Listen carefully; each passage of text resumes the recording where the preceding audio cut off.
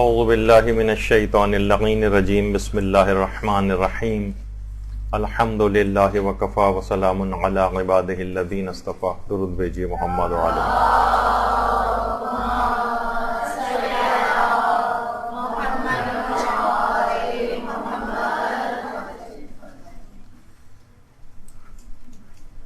ماہ رمضان کا ایک بہت بڑا مقصد یہی ہے کہ انسان اس میں تقوی حاصل کرے، اور تقوی بھی اس حد تک ہو کہ جو پورے سال آپ کے اگلے رمضان تک کام آئے. تو اس میں ہم اضافے سے اضافہ کیسے کر سکتے ہیں اس ماہ رمضان کا، کیونکہ ایک بہت بڑا ہدف اسی تقوی ہی کا حصول ہے. تو ہم اس مقصد کو کیسے حاصل کریں؟ دیکھیے، ہر جو بھی کوئی چیز بہت بڑا ہدف ہوتی ہے، کوئی مشکل ہوتی ہے، اور انسان اس کو حاصل کرنا چاہتا ہے، یعنی جتنا بڑا ہدف ہوگا اتنا ہی اس کو حاصل کرنے میں کچھ مشکل پیش آتی. آیت اللہ شہید مرتضی مطہری فرماتے تھے کہ کوئی شخص اگر روح کی بزرگی کا حامل بننا چاہے تو لازمی طور پر اس کا بدن تکلیفوں کا شکار ہوتا ہے، اور لازمی طور پر وہ زحمتوں کا شکار ہوتا ہے. آپ خود بھی دیکھ لینا کہ دنیا میں کوئی بھی بہت بڑا کوئی مقصد اچیو کرنا چاہتا ہے تو اتنی آسانی سے وہ کہاں حاصل ہوتا ہے. کوئی ایک بھی مثال آپ کے سامنے کہ بہت آسانی کے ساتھ اس کو حاصل کر لیا ہو اور وہ بہت ہی بڑا کوئی ہدف ہو. کتنی مثلا کوئی ماؤنٹ ایوریسٹ سر کرنا چاہتا ہے تو کتنی زحمتیں مشکلات کو اٹھا کر پھر اس ہدف کو حاصل کرتا ہے. تو بدن کے اعتبار سے بہت زیادہ وہ افراد کے جو کہ آسائشوں کا شکار ہوتے ہیں اور انتہائی میٹھی نیند لینے کے خواہاں ہوتے ہیں اور لذیذ کھانوں کی لذتوں سے بہرہ مند ہوتے ہیں اور نفسانی جو خواہشات اور لذتوں کے دل دادا ہوتے ہیں، بہت ممکن ہے کہ ان کی روح انتہائی پستی کی حامل ہو. تو رمضان اس لحاظ سے لذتوں میں کمی کا ایک پیغام لے کر آتا ہے کہ اس کو روح کی بلندی جو ہے وہ عطا ہوتی ہے، اور جسم زحمتوں اور تکلیفوں کا شکار تو ہوتا ہے، لیکن بڑے ہدف اور مقصد کو حاصل کرنے کے لیے جیسے کہ ابھی آپ نے سنا کہ بہرحال زحمتوں، مصیبتوں اور مشکلات کا شکار ہونا تو پڑتا ہے. اچھا، اب رمضان بہرحال ایک خود غرضی کی سوچ سے بھی انسان کو بچاتا ہے.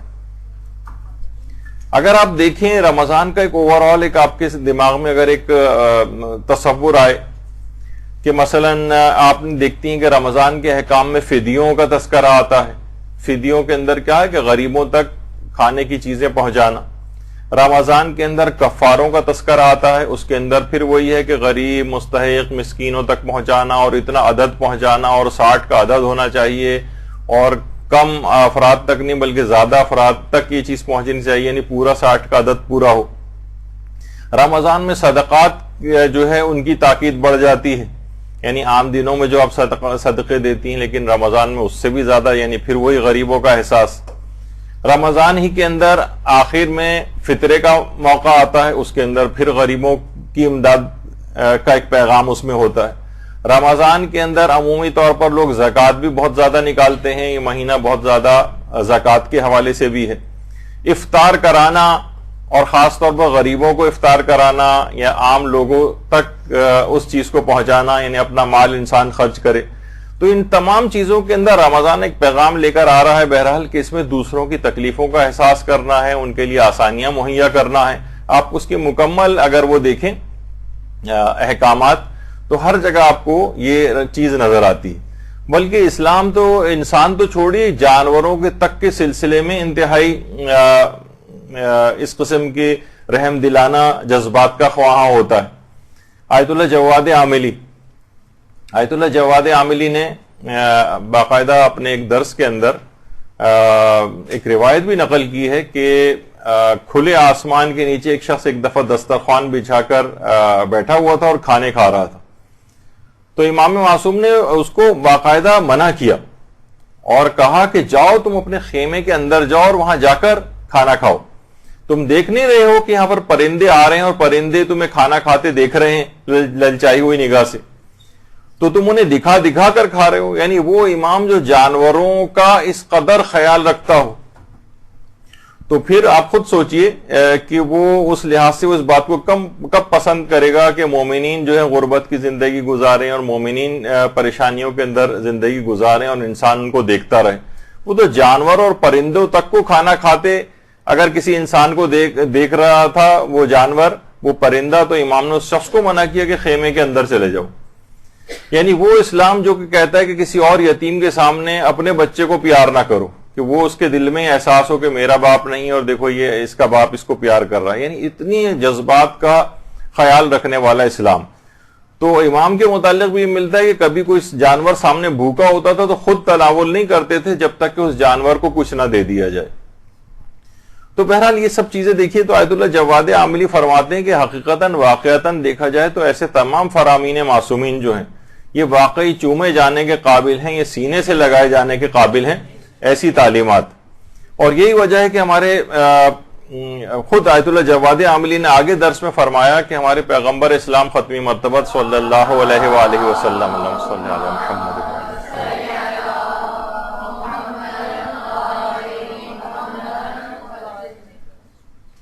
جد امجد حضرت ہاشم علیہ السلام اللہم صلی علی محمد وآل محمد.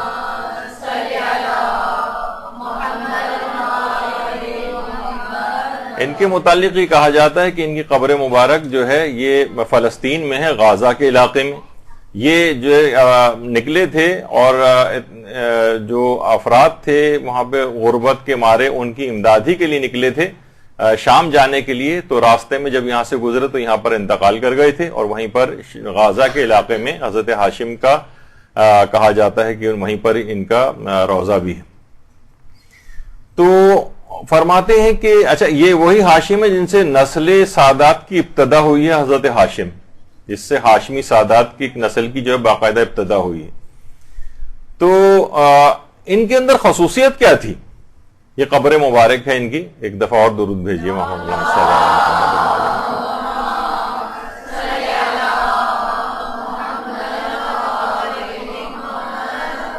ان کی خصوصیت یہ ہے کہ جس وقت یہ قحط سالی وہاں پر شدید ہوتی تھی اور واقعتاً انسانوں کے کھانے کے لیے کمی واقع ہو جاتی تھی, اس وقت بھی یہ اپنا جو غذا ان کے پاس ہوتی تھی اس میں سے یہ پہاڑوں وغیرہ کے اوپر جو ہے وہ مختلف جانور اور وہ بھی انتہائی شدید پیاس یا غذا کی قلت ان کے لیے بھی ہوتی تھی. تو یہ غذائی مواد پہاڑوں کے اوپر لے جا کر رکھتے تھے اور پانی لے جا کر رکھتے تھے تاکہ یہ جاں بلب جو پرندے ہیں وہ اس سے آ کر تناول کریں. ان جانوروں تک کا اتنا خیال ان کو ہوتا تھا اور پھر جانور اور پرندے آ کر اس سے سیراب ہوتے تھے باقاعدہ, جبکہ اپنے لیے غذائی اور پانی کی کمی ہوتی تھی. تو یہ حضرت ہاشم کی جو اس لحاظ سے سیرت تھی. تو یہی وجہ ہے کہ ایک اور بھی وجہ کہ ہاشم ان کا نام بھی اسی وجہ سے جو ہے ہاشم کے معنی ہوتے ہیں ٹکڑے ٹکڑے کرنے والا. یعنی یہ اس زمانے میں غذا ہوتی تھی روٹیوں کے ٹکڑے کر کے اور سالن میں شوربے کے اندر بھگو کر اس کے بعد جو ہے مستحقین کو گوشت والا وغیرہ ملا کر کھلایا جاتا تھا اور یہ اس کا انتظام کیا کرتے تھے. تو اس لحاظ سے آپ دیکھیں کہ جب بھی ایک چیز جو پیغمبر اسلام کا حق ہے کہ کم سے کم 5 اجداد پیغمبر کے جو نام ہیں وہ کسی بھی مومن کو زبانی یاد ہونے چاہیے. تو اس کے اندر بہرحال حضرت ہاشم کا بھی نام آتا ہے. تو یہ روزے کے لحاظ سے بھی یہی پیغام ہے کہ انسان کو انسانوں کا اور دیگر افراد کا بھی خیال رکھنا ہے, حتیٰ کہ جانوروں تک کا خیال رکھنا ہے, اور پیغمبر کے اجداد کی سیرت کا بھی یہی تقاضا ہے. اچھا انسان کو چاہیے کہ اپنی یہ اس کو جو بھوکا رکھا جا رہا ہے واقعتاً اس کے اندر ایک احساس جو ہے وہ بیدار کیا جاتا ہے. یہی وجہ ہے کہ حضرت امیر المومنین علیہ الصلوۃ والسلام اللہم صلی علی محمد وعلی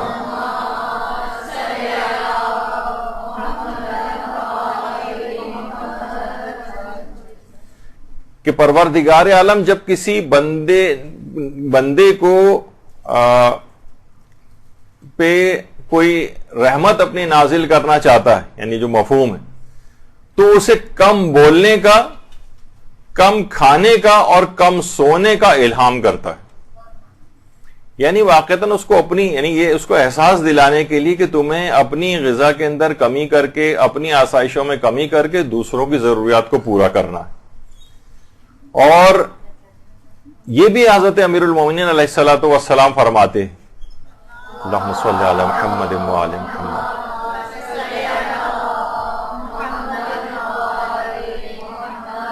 دیکھیے وہ خود غرضی کی سوچ سے بچانے کے لیے کہ انسان بعض اوقات صرف اور صرف اپنی اولاد اپنے رشتہ داروں کے چکر میں لگا رہتا ہے اور دوسروں لوگوں سے غافل ہو جاتا ہے.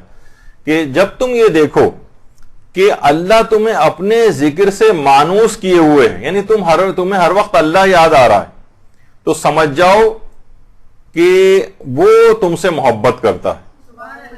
اور اگر تم اس کی مخلوق سے مانوس ہوئے ہو، بس صرف لوگوں کے اندر گھرے ہوئے ہو، بس صرف اور صرف اپنے ہی خاندان، اپنے ہی رشتہ دار، اپنی ہی اولاد، اپنے ہی بچے، بس ان کے اندر انسان لگا رہے، تو سمجھ جاؤ یعنی کہ تم اگر ذکر خدا سے پروردگار سے غافل ہو کے مخلوقات کی طرف چلے گئے ہو، بس ہر وقت انہی کے اندر گھرے ہوئے ہو، تو سمجھ جاؤ کہ وہ تم کو اپنا دشمن بنا چکا ہے. تو انسان کو دونوں طرف بیلنس لے کر چلنا ہے کہ اس کو ذکر خدا بھی ہر وقت وہ کرتا رہے اور لوگوں کا خیال بھی اس کو رہے، اور صرف یہ نہ ہو کہ خود غرضانہ زندگی. اور یہ بھی خود غرضی کا ایک حصہ ہے کہ بس اپنا اور اپنی اولاد کے علاوہ انسان کچھ نہ سوچے.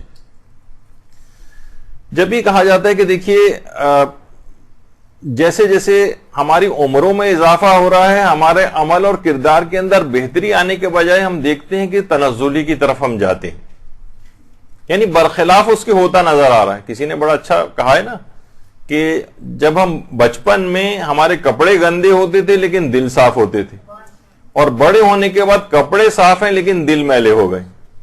پہلے زمانے میں مسجدیں کچی ہوتی تھیں، نمازی پکے ہوتے تھے، اب مسجدیں پکی اور نمازی کچے ہیں. تو یہ ایک صورتحال اس طرح سے ہو رہی ہے. اور جیسے جیسے انسان آگے بڑھتا ہے اس کو چاہیے کہ وہ اپنے آپ کو ان چیزوں سے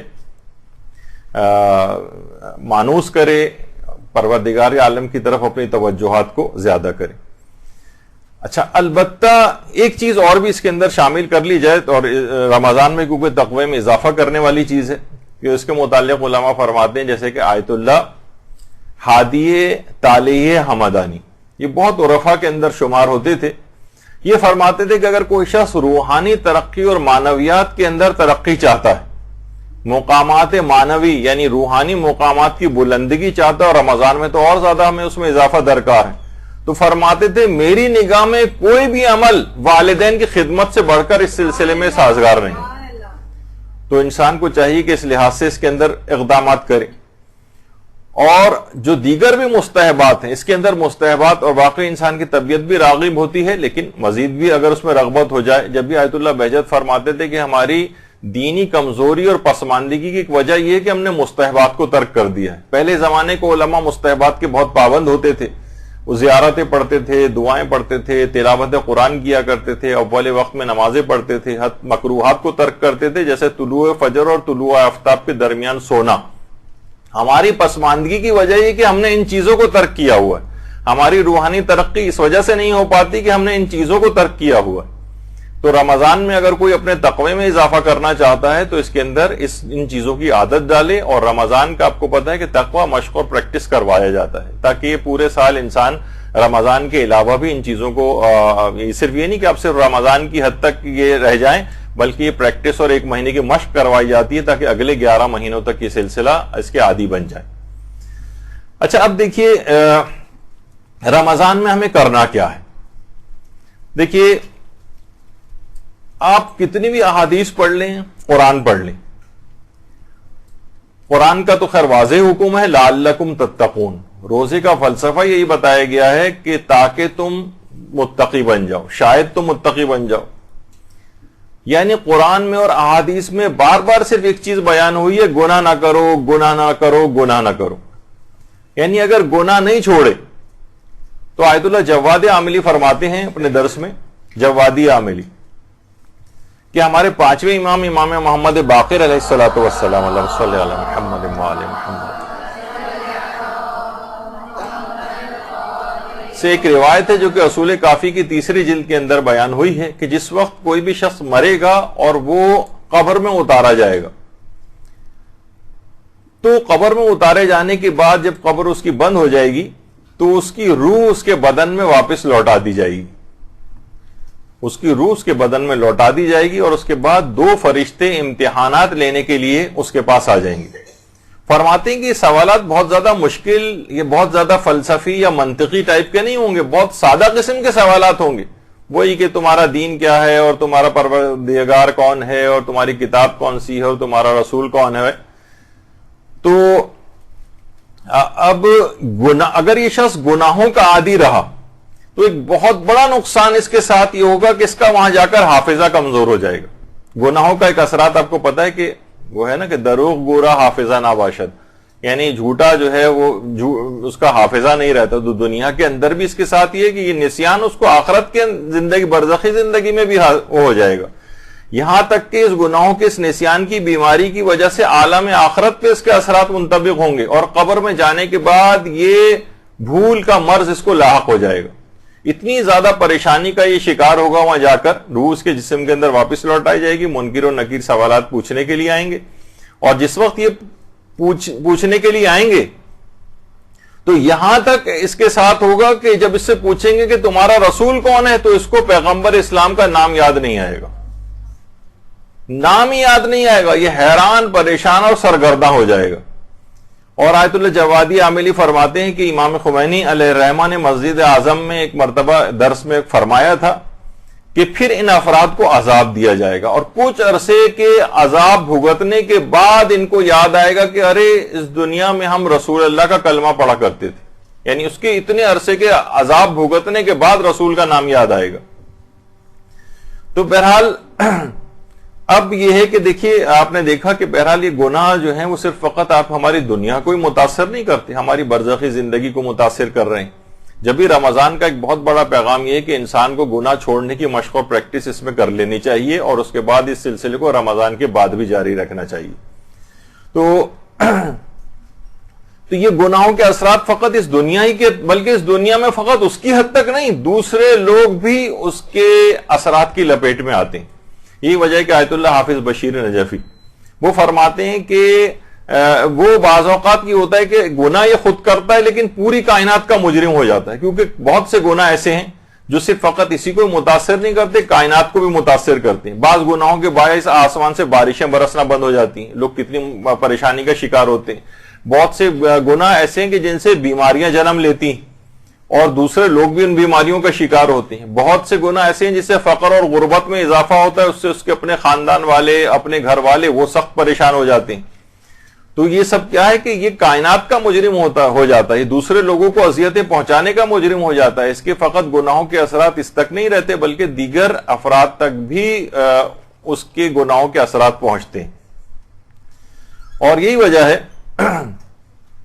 کہ جس طریقے سے آقا محسن قراتی فرماتے ہیں کہ کبھی کبھی تو ہم ایک شخص کی غیبت کرتے ہیں، کبھی ہم ایک شخص کے بجائے کروڑوں افراد کی غیبت کر دیتے ہیں۔ ابھی وہ فقہی حکم تو نہیں بتا رہے تھے، کہتے ہیں بعض اوقات یہ ہوتا ہے کہ پورے ملک کی غیبت ہم کر دیتے ہیں۔ ارے مثلا یہ سارے ایرانی ایسے ہی ہوتے ہیں۔ اب کیا ہے کہ آپ نے 3.5-4 کروڑ افراد کی غیبت کر دی، کہاں تو ایک افراد کی غیبت اور کہاں اتنے افراد کی غیبت۔ بعض اوقات ہم بہت سی قومیتوں کے اعتبار سے پورے گروہ اور کمیونٹیز کا نام لے کر ان کی غیبت کر رہے ہوتے ہیں، یہ فلاں کمیونٹی کے لوگ تو اس طرح سے ہوتے ہیں۔ تو یہ کیا ہوتا ہے کہ بعض اوقات گناہ ایک کے بجائے ملٹیپلائی ہو کے کروڑوں میں چلا جاتا ہے۔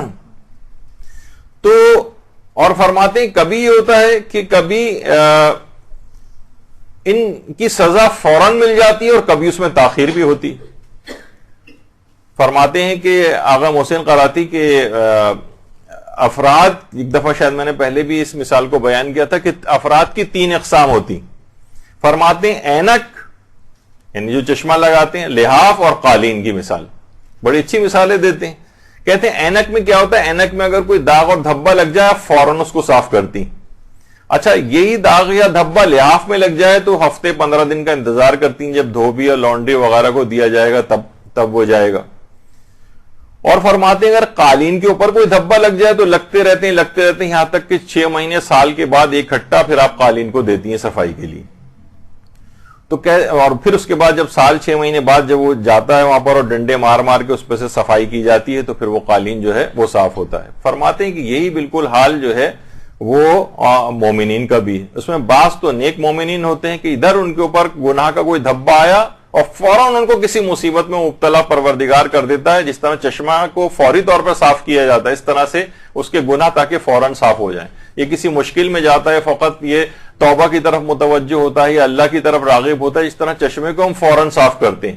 تو نیک افراد جو ہے بعض اوقات یہ کہتے ہیں کہ یہ حیران ہوتے ہیں کہ ہم فلاں فلاں تو اتنا گناہ کر رہا ہے لیکن اس پہ کچھ بھی نہیں ہو رہا, اور ہم نیکوکار ہیں, رمضان کے روزے رکھتے ہیں, نمازیں پڑھتے ہیں, نماز شب پڑھتے ہیں, اور اتنی مصیبتیں ہم پر آ جاتی ہیں. تو جو غلطیاں آپ سے ہوتی ہیں پروردگار چشمے کی طرح سے فوری طور پر آپ کی صفائی کرتا ہے.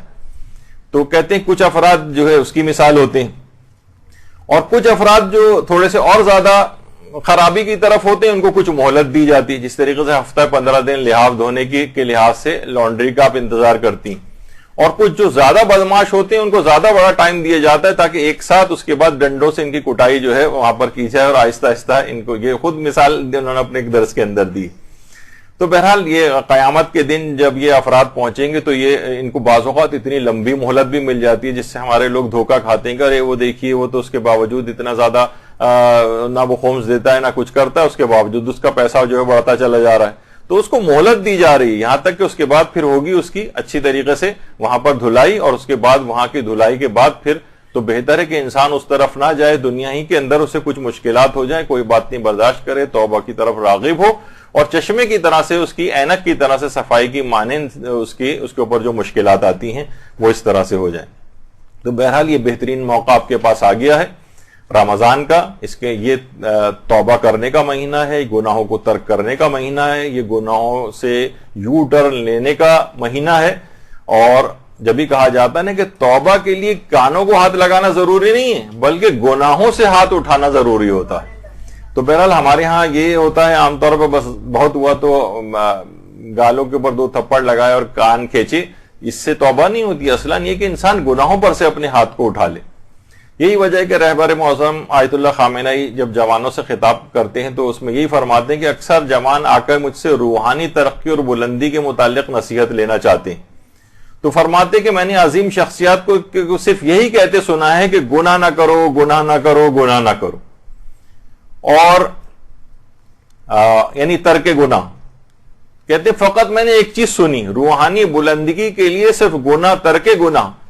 اور دوسری نصیحت فرماتے ہیں کہ دینی فرائض کا ادا کرنا ہے, جس میں سب سے اہم فریضہ روزانہ کی نمازیں وقت پر اور توجہ سے ادا کرنا ہے. بہتر ہے اگر باجماعت ادا ہو جائیں, ایسا کرنے سے آپ ایک فرشتہ بن جائیں گے, یہ فرماتے ہیں, اور ایک بلکہ فرشتوں سے بھی بلند مقام حاصل کر لیں گے, یہ بھی فرمایا انہوں نے. تو بہرحال یہ ہے کہ اور اس کے اندر خاص طور پر اول وقت کی جو نمازیں ہیں اس کا انسان بہت زیادہ خیال رکھے, کہ کوشش یہ کرے کہ ہر نماز کو, یہ رمضان کا بھی پیغام بنے گا اور یہ تقوی میں اضافے کا باعث بننے والی چیز ہے اگر آپ اس کی عادی ہو گئی اول وقت نماز کی. اور اس لحاظ سے یہاں پر عورتوں کے لحاظ سے تو اس کی اتنی زیادہ پروویژن نہیں ہوتا ہے, وہ ہے نماز جماعت. خاص طور پہ جوانوں کے اعتبار سے الگ سے نماز جماعت خود رہبر جو ہے اپنی اس میں نگرانی کے اندر اور ان کی اقتداء کے اندر جو ہے وہ نمازیں جوانوں سے جو ہے وہ ادا کروائی جاتی ہیں, اور جوان ان کے پیچھے صرف جوانوں کا پروگرام ہوتا ہے تاکہ وہ اس کی طرف جو ہے زیادہ سے زیادہ راغب ہو. حتیٰ کہ چھوٹی بچیوں کے لحاظ سے اس کے باقاعدہ پروگرام ہوتے ہیں الگ سے. اگر آپ دیکھیں واقعتاً وہاں پر کا جو ایک روح پرور ایک ماحول بنتا ہے, اور لوگ کتنا زیادہ ان کے اندر ایک روحانی ایک جذبہ بیدار ہوتا ہے, تو اس کی وجہ یہ ہوتی کہ اس طرح کے ماحول وہاں پر پرووائڈ کیے جاتے ہیں. اور رمضانوں کے اندر علی الخصوص ہمارے یہاں صرف اور صرف زیادہ تر آپ دیکھیں, ابھی بھی میں ٹریفک میں پھنس کے آ رہا ہوں یہاں پر, اور ایسا لگ رہا ہے کہ جیسے ابھی سے غذائی قلت کا شکار ہو گئے ہیں لوگ, اور اتنا زیادہ یہاں پر جو ہے وہ گروسری سٹورز وغیرہ کے اوپر ٹریفک جیم ہوا ہوا باقاعدہ. یعنی پوری توجہ رمضان کے لحاظ سے پیٹ کے اوپر مرکوز کی ہوئی ہے, جو کہ اصلاً اس کا حقیقی ہدف لعلکم تتقون ہے, اس کی طرف سے انتہائی غفلت ہے. تو یہ سب چیزیں ایسی ہیں. اور نوجوانوں کے لحاظ سے ایک لحاظ سے شکایت اور بھی ہے کہ اس کو پوری توجہ کے ساتھ نماز پڑھنے کی تاکید کی ہے رہبر نے. تو پوری تاکید اپنے اس درس میں، ورنہ تو اسلام تو الگ سے اور ائمہ معصومین کی جو روایات ہیں وہ الگ سے کتنی زیادہ تاکیدات سے بھری ہوئی. تو لیکن نوجوانوں کا کیا ہے، آپ نے دیکھا ہے کہ زیادہ تر جوان سوائے کہ جو ریٹائرڈ بزرگ ہیں چلیں اور کچھ نہیں تو وہ آرام آرام سے نماز پڑھ رہے ہیں، ورنہ نوجوان تو اس کے اندر ٹربو بوسٹ لگایا ہوا ہے. یعنی لگتا ہی نہیں ہے کہ ایک ایک منٹ کے اندر بعض اوقات میں نے کچھ جوانوں کی تو دیکھا ہے باقاعدہ ٹائم نوٹ کر کے 30 سیکنڈ 35 سیکنڈ 40 سیکنڈ میں بھی 4 رکعت کی نمازیں پڑھ لیتے ہیں. اب آپ خود سوچیں کہ اس کے اندر کس طرح سے یعنی یہ جو ہے اٹھک بیٹھک اور وہ یعنی ایسی کون سی ایمرجنسی لاحق ہو رہی ہے کہ مزید 2 منٹ کا ٹائم اور نماز کے اندر نہیں لگایا جا سکتا. تو یہ ایک بہرحال ایک چیز ہے، بڑا المیہ ہے. اور اس لحاظ سے اگر دیکھا جائے تو واقعی انسان عبادات کی طرف راغب نہیں ہے، بلکہ اگر دیکھا جائے تو بدن کی چربی کو دور کرنے کے لیے گھنٹوں جو ہے انسان جو ہے وہ برسک واک کر رہا ہوتا ہے، پسینے پسینے ہو رہا ہے اور پریشان نظر آ رہا ہے، اور ٹریڈ مل جو ہے یا جاگنگ مشین اس کے اوپر گھنٹوں جو ہے وہ جو واک کی جا رہی ہے. لیکن کیا تاکہ جسم سے چربی اور چکنائی جو ہے کم ہو جائے. لیکن ہمارے روح کے اوپر جو گناہوں کا بوجھ کم جو جتنا بڑھتا چلا جا رہا ہے اسے کم کرنے کے لیے چند منٹ بھی مصلی کے اوپر بیٹھنا یا عبادت کرنا وہ اس کے لیے جس کو ناگوار گزرتا ہے. نماز شب کے لیے اب ہم کھڑے نہیں ہو سکتے، 11 رکعت پڑھنا بڑا دشوار لگتا ہے. تو دیکھیے یہ سب کیا ہیں، ہمارے جو ائمہ معصومین علیہم السلام ہیں ان کی جو اللہم صلی علی محمد وعلی محمد،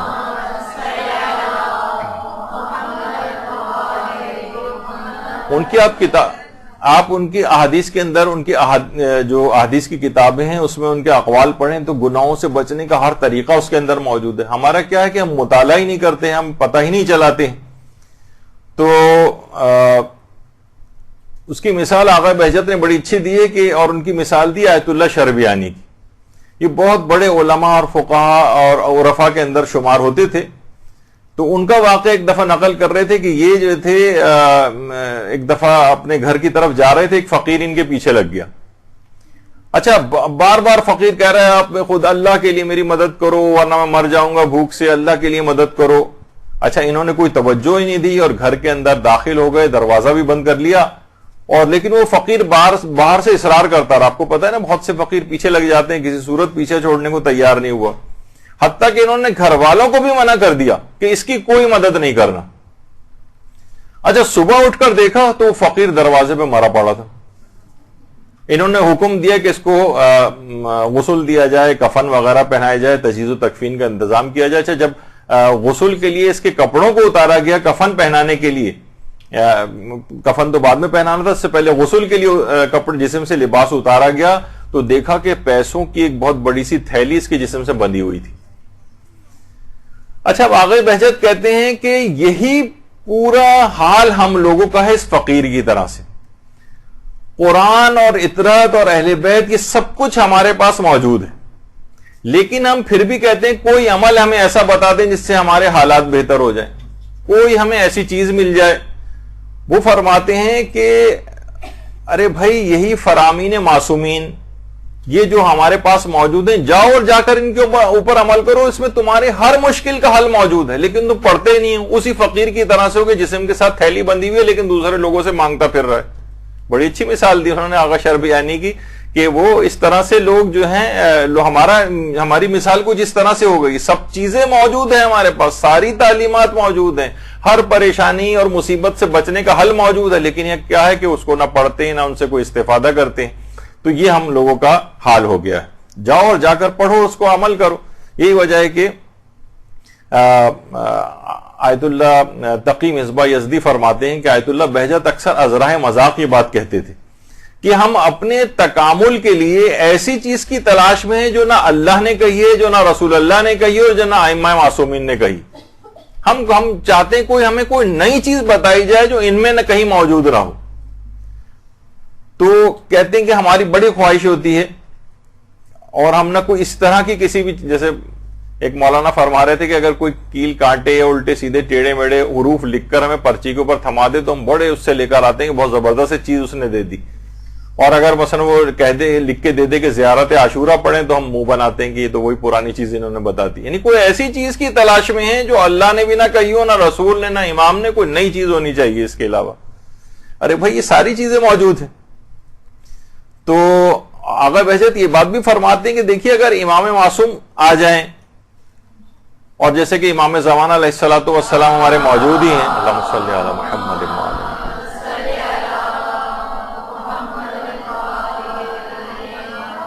تو بھی آپ امام آ جائیں تو بھی آپ کن چیزوں پر عمل کریں گے؟ وہی چیزوں پر عمل کرنا ہے جو ان کتابوں کے اندر آج بھی موجود ہے، وہی عمل کرنا ہے جو ہمارے پاس پہلے سے ہیں۔ اچھا، جس وقت وہ فرماتے ہیں جب امام آئیں گے تو بھی ان کی جو بھی باتیں ہوں گی ہم مجبور نہیں ہوں گے کہ ہم ان کی جو بھی وہ بات کہیں اس کے اوپر عمل کریں، جس طریقے سے ہم امام کے اپنے ادوار میں بھی ہوتا تھا، لوگوں کے اوپر کوئی ڈنڈا نہیں ہوتا تھا، بس انہوں نے کہہ دیا اب آپ کو چاہے عمل کریں چاہے عمل نہ کریں آپ کی مرضی ہوتی، یعنی آپ کی اپنی بد نصیبی ہے کہ اگر عمل نہیں کریں گے، آپ کی خوش نصیبی ہے کہ عمل کریں گے۔ تو امام جب اگر آ بھی جائیں گے تو عمل تو آپ کو انہی کتابوں کے اندر جو پہلے سے معصومین کے فرمودات موجود ہیں تو انہی کے اوپر ہی عمل کرنا ہے آپ نے۔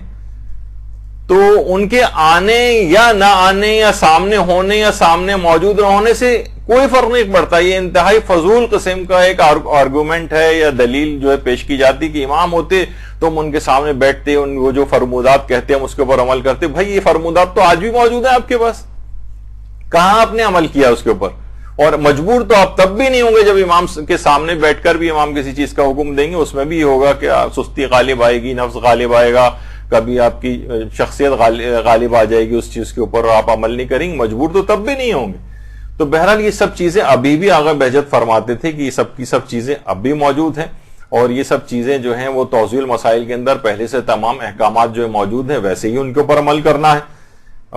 لہٰذا یہ بہت ہی احمقانہ قسم کا استدلال ہے کہ امام آئیں گے تو جو ہمیں کہیں گے ہم اس کے اوپر عمل کریں گے، تو امام کے فرمودات تو آج بھی موجود ہیں۔ یہی وجہ ہے کہ آیت اللہ بہجت ایک چیز بات اور فرماتے تھے بہت اچھی، کہ اگر کوئی شخص روزانہ، اور یہ تو ہمارے اب بھی اپنے ہاتھ میں ہے، عروج السادہ جو ملا احمد عراقی کی خلاقیات کی کتاب ہے، اردو میں بھی ترجمہ اس کا ہو چکا ہے، اور تو اس میں فرماتے ہیں اگر روزانہ اس کا فقط ایک صفحہ روزانہ پڑھ کر اگر عمل کر لیا جائے تو 1 سال کے اندر آپ مکمل تبدیل ہو جائیں گے۔ آیت اللہ بہجت فرماتے تھے عروج السادہ کا 1 صفحہ روزانہ پڑھ کر اگر عمل کر لیا جائے اور عمل کرنا شروع کر دیں، 1 سال کے بعد آپ دیکھیں گے کہ آپ کی شخصیت مکمل طور پر تبدیل ہو چکی ہوگی۔ اس کے اندر ائمہ معصومین کے فرمودات بھی ہیں، اور چیزوں کو روحانی طور پر ہم کس طریقے سے اپنے آپ کو بہتر بنائیں، وہ سب چیزیں اس کے اندر اس کتاب کے اندر موجود ہے۔ تھوڑی سی اردو ذرا اس کی نسبتاً مشکل ہے، لیکن پڑھ کے آپ کو وہ بھی بہتر ہو جائے گی، عروج السادہ۔ تو اگر بہتر ہے کہ اپنے تقوی میں اضافہ کرنا ہے تو روزانہ کی بنیاد پر یہ بھی شروع کیا جائے کہ انہوں نے تقریباً گارنٹی اس بات کی لی کہ 1 سال کے اندر اندر آپ کی شخصیت تبدیل ہو جائے گی اگر اس کا 1 صفحہ روزانہ پڑھ کر عمل کیا۔ اور اس کے ساتھ ایک چیز اور بھی ہے، اور وہ ہے تلاوت قرآن روزانہ ہو، روزانہ تلاوت قرآن۔ دیکھیے مسئلہ ایک اور بھی ہے، آج کل لوگ ایک چیز کی بڑے شکوے اور شکایات کرتے ہیں کہ بھئی جو ہے نا زمانہ بہت خراب ہو گیا، تو کہا جاتا ہے نا کہ دیکھیے زمانے کا شکوہ نہ کرو، خود کو تبدیل کرو۔ کہا جاتا ہے نا کہ اگر پاؤں کو آپ نے گندگی سے بچانا ہے تو آپ جوتے پہنیے، نہ کہ جوتے نہیں پہنے اور پورے شہر میں قالین بچھاتے پھریں گے ہمارے پاؤں گندے نہ ہو جائیں۔ آسان طریقہ یہ کہ آپ خود جوتے پہننا شروع کریں، یعنی آپ خود کو تبدیل کریں تب معاشرے کی تبدیلی کی توقع کریں۔ ہمارے یہاں فوراً یہ ہوتا ہے کہ دوسروں پہ اعتراضات، دوسروں کی اصلاح کی فکر، ہر وقت دوسروں کو دیکھتے ہیں، اپنے آپ سے اس کی ابتدا کرنی ہوتی، اور اس کا سب سے بہترین موقع یہ ہے کہ اس رمضان کو آپ اس سے مکمل استفادہ کریں۔ یہ ایک لحاظ سے سمجھیں گاڑی جو ہے وہ پہنچ گئی ہے اور پانی مار کے اس کو صاف کیا جا رہا ہے، وہاں جس طرح سروس اسٹیشن جو جاتی ہے نا، تو سمجھیں سروس اسٹیشن میں گاڑی 1 یا 2 روز کے بعد آپ کے پاس وہاں پہنچنے والی۔ تو گناہوں سے بچنا کیونکہ سب سے اہم ترین چیز ہے، لیکن اس سے بھی زیادہ ایک بہت آسان حل یہ ہے۔ دیکھیے مسئلہ سارا یہ ہے کہ گناہ انسان کرتا اس وقت ہے جب پہلے فکر گناہ کرتا ہے۔ علماء فرماتے ہیں ایک بہترین نسخہ گناہوں سے بچنے کا اور انتہائی آسان نسخہ یہ کہ گناہ کا سوچو تک نہیں، سوچو بھی نہیں، اور یہ بہت ہی آسان ہے۔ اس سے آپ کی روح طہارت نفس حاصل کر لے گی، طہارت حاصل کر لے گی۔ آیت اللہ حسن زادہ عاملی فرماتے ہیں کہ اگر کوئی شخص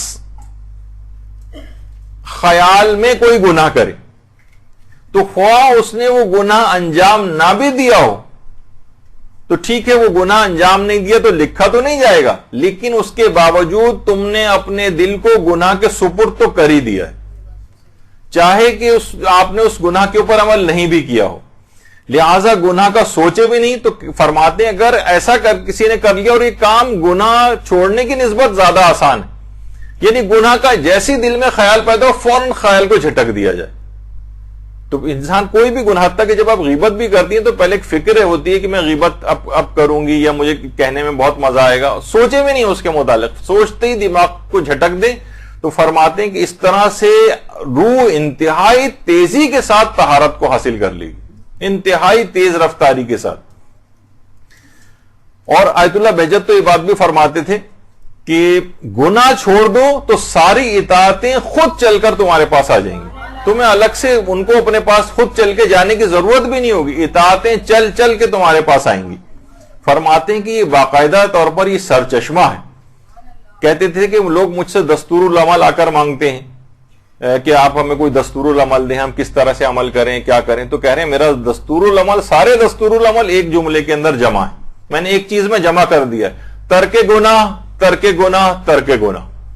کوئی ایسی چیز میں نہیں بتاؤں گا کہ جو کہ قرآن حدیث اور اس میں نہ، ہر جگہ صرف اور صرف اس سے تم تمام مقاصد کو حاصل کر لیتے ہو۔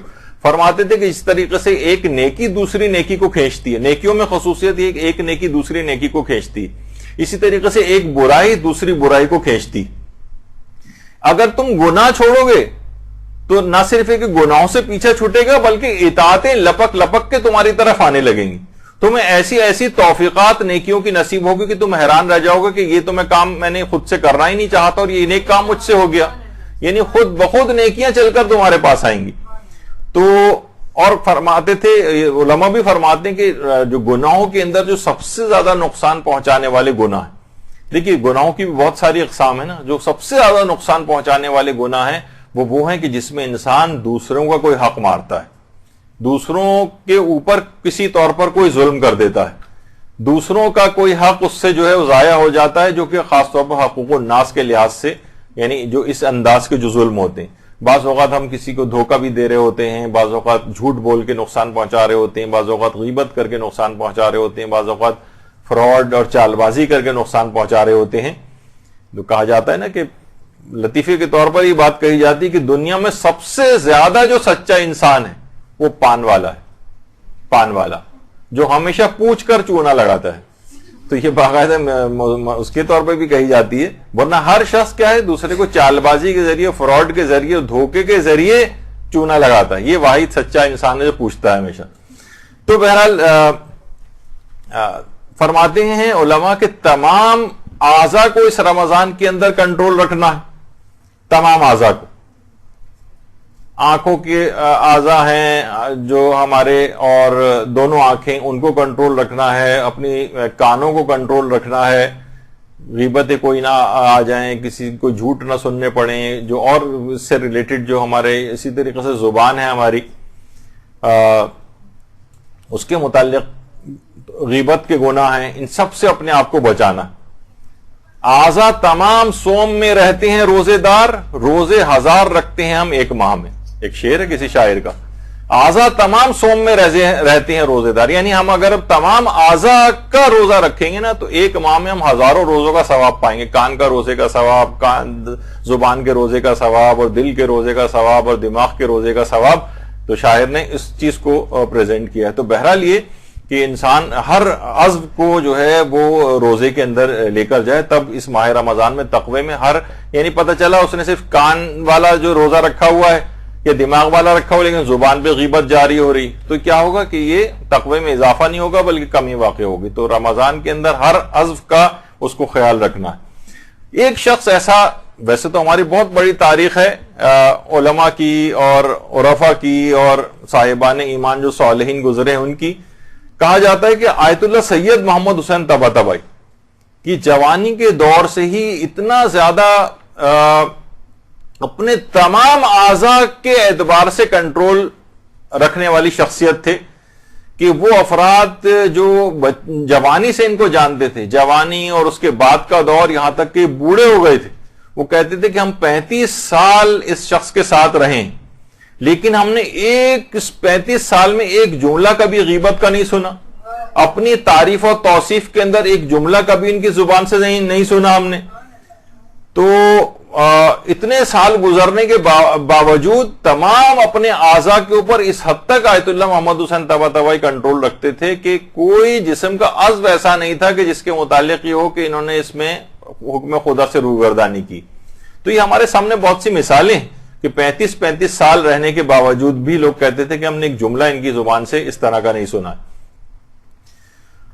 تو بہرحال بہت ساری اس طرح کی چیزیں ہیں، اور جب روایات کے اندر بھی یہ بات آئی ہے کہ حضرت ابراہیم جیسا ظاہر ہے کہ پیغمبر کے بعد سب سے نبیوں کے اندر سب سے زیادہ مقام ہے ان کا، ایک دفعہ ایک صبح اپنی ریش مبارک میں بڑھاپے کا سفید بال دیکھا تو کہا کہ الحمدللہ رب العالمین، اور فرمایا کہ جس نے حمد کی خدا کی، اور کہا کہ جس نے مجھے اس مقام اور مرتبے تک پہنچایا ہے اور میں نے آنکھ جھپکنے کی مدت میں بھی خدا کی نافرمانی نہیں کی.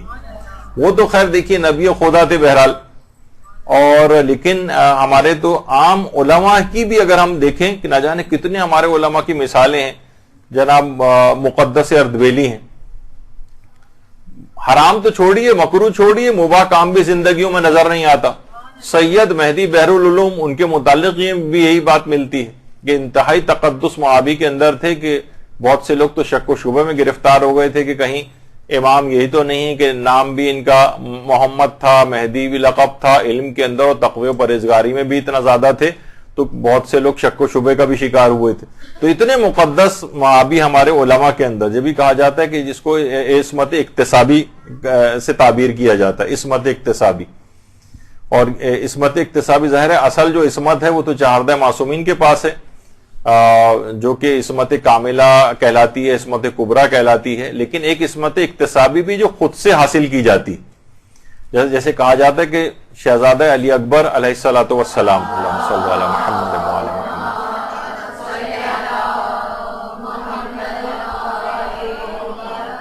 چہاردہ معصومین علیہم السلام والی عصمت تو نہیں تھی، لیکن عصمت اکتسابی رکھتے تھے، جسے عصمت صغریٰ کہا جاتا ہے یا محفوظ عن الخطا کہا جاتا ہے. اسی طریقے سے حضرت عباس علمدار علیہ الصلوۃ والسلام، اللہم صلی علی محمد وعلی محمد، عصمت اکتسابی کے حامل تھے. اسی طریقے سے مثلا حضرت زینب کبریٰ سلام اللہ علیہا، اللہم صلی علی محمد،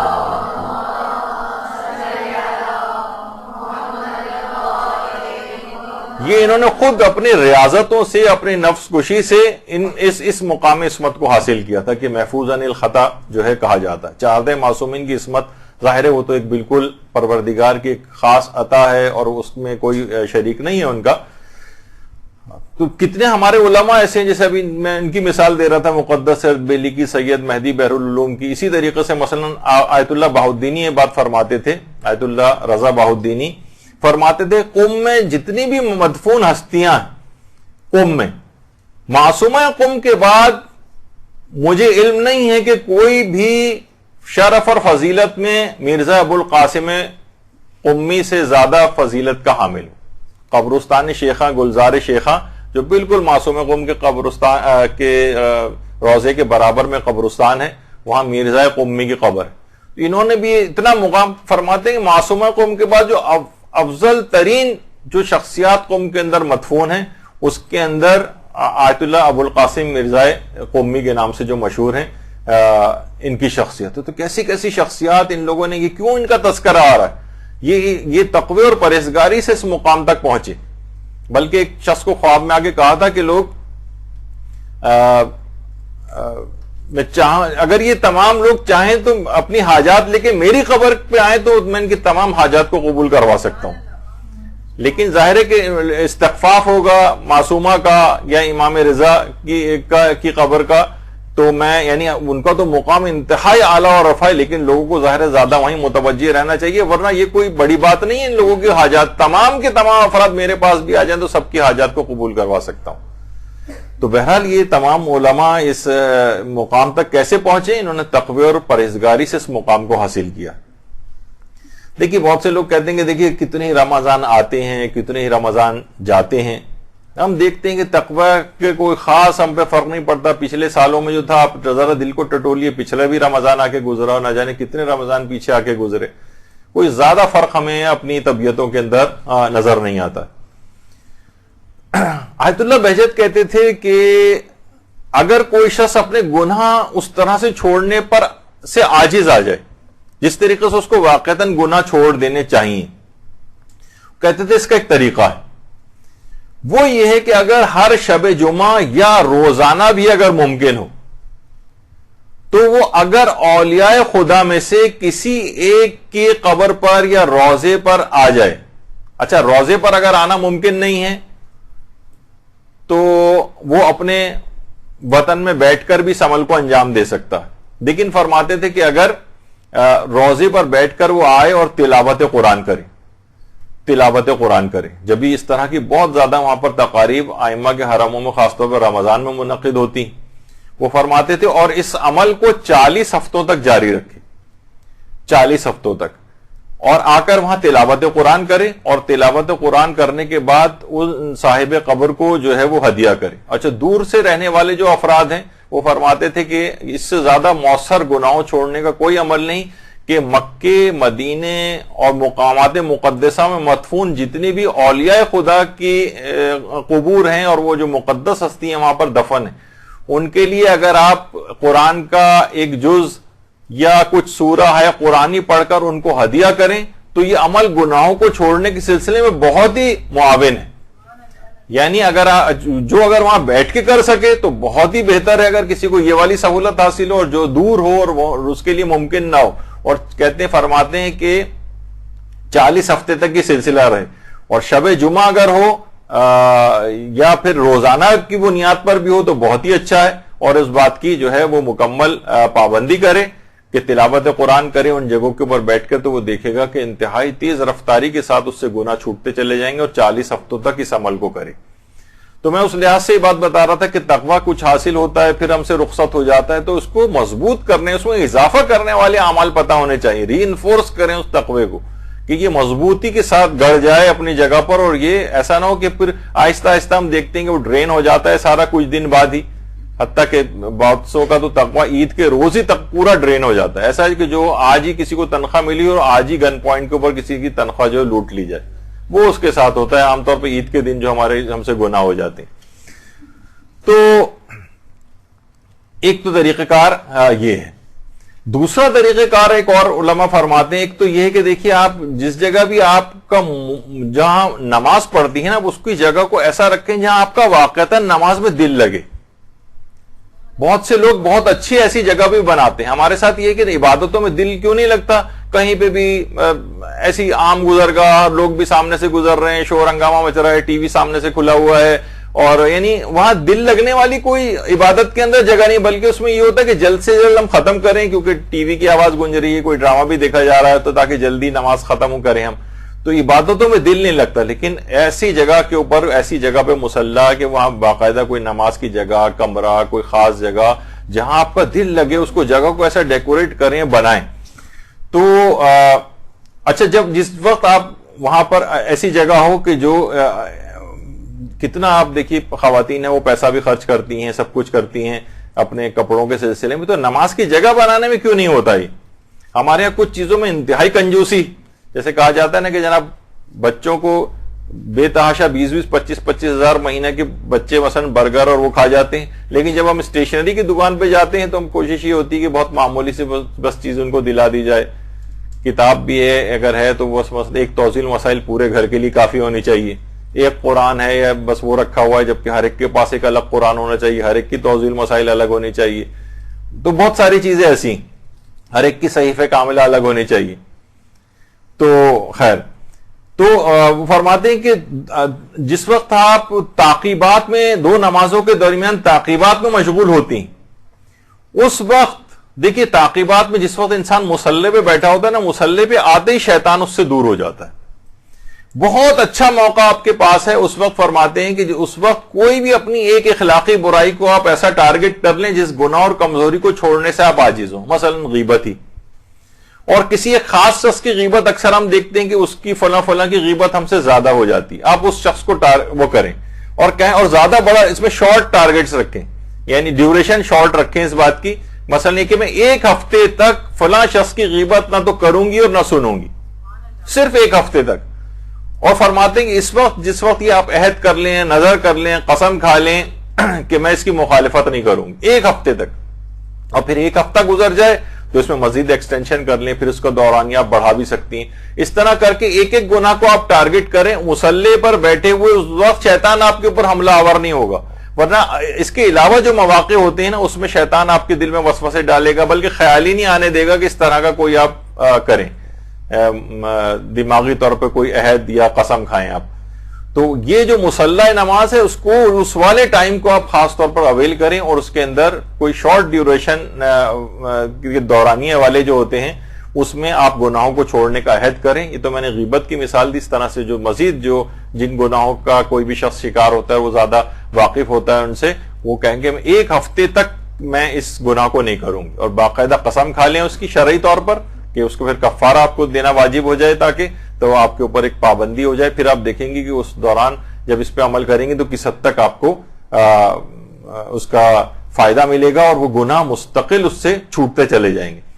تو اطاعت الہی کی طرف مصلی کے اوپر بیٹھ کے دل انسان کا زیادہ راغب ہوتا ہے، تو یہ ضرور کریں. تو دیکھیے اب یہ ان چیزوں کے متعلق یہ ہونے لگا کہ دیکھیے یہ جو گناہ ہے نا، یہ جیسے غیبت ہے، جھوٹ ہے، یہ تو ہر شخص سے ہی ہو جاتا ہے. اس کو کہا جاتا ہے کہ یعنی یہ تو بہت ہی کامن گناہ ہے، بلکہ اس کا تو گناہ ہونا بھی نہیں سمجھا جاتا آج کل. تو علماء یہ فرماتے ہیں کہ دیکھیے گناہوں کا بہت زیادہ عام ہونا یا عامت البلوہ ہونا ان کے مباح ہونے کی دلیل نہیں ہوتا ہے. آپ کو ان سے پیچھے چھوڑانا ہے سب سے. یہ نہیں کہ اتنے سبھی لوگ گرفتار ہو جاتے ہیں. وہ جو سعادت حسن منٹو جو تھے ہمارے افسانہ نگار، ان کے متعلق ملتا ہے نا کہ ان سے کسی نے پوچھا تھا کہ ملک کا کیا حال ہے، تو کہنے لگے کہ وہی حال ہے جو جیل میں ہونے والی نماز جمعہ کا ہوتا ہے. تو لوگوں نے کہا کیا مطلب ہے؟ کہہ رہے ہیں اس طرح کا ملک کا حال ہے کہ اذان جو ہے کوئی فراڈیا دیتا ہے، امامت قاتل کرواتا ہے، اور اس کے پیچھے پڑھنے والے سارے نمازی چور ہوتے ہیں. مقصد ہے کہ سارے لوگ ہی گناہوں کے اندر مبتلا ہیں، پورے کا پورا معاشرہ گناہوں کے اندر مبتلا ہے. تو ہم یہ دلیل کے طور پر نہیں دے سکتے کہ بھئی سبھی لوگوں سے گناہ ہو جاتا ہے تو ہم سے بھی ہو جاتا ہے تو کیا ہو گیا. نہیں، سب اس کا انجام بھگتیں گے. تو ہمیں بہرحال یہ کہ اپنے آپ کو ان تمام گناہوں سے بچانا. اور یہ بھی کہا جاتا ہے، علماء فرماتے ہیں جب بھی کہ چاہے تو انسان اپنے اس سے عمل سے سلمان فارسی کا ہمیں نشین بن سکتا ہے، اور اگر وہ چاہے تو اسی طریقے سے برے اعمال انجام دے کے ابو جہل کا ہم نشین بھی بن سکتا ہے.